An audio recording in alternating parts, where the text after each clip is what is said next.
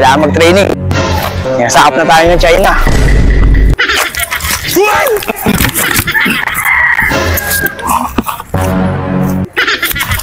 Pare!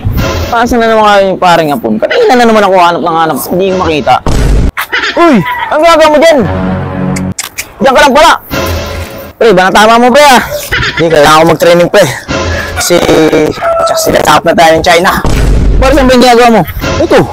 Sinasakap na tayo ng China eh. Malapit na sa West Philippines eh. Kailangan ko mag-training. Sabi ko naman kasi sa'yo, kung kukuha ka, alagang 2 lang. Hindi. Wala nga eh. Diba, alagang 5 ang kinuha ko pre. Biro. Eh pre, iba na ang tama mo pre. Di ba ba kasamahan? Gigirahin na tayo ng China. Yan sinasabi ko pre, malala na yan. Malala na. Bakit? Dati-dati lang, kasama lang kita, nabiyahe tayo doon, bubuhay tayo sa kalsada. Tapos ngayon, ganyan ang ginagawa mo. Pre, tako ka sa likod ko pre. Iba na yun. Parang dyan yung China. Malala na to.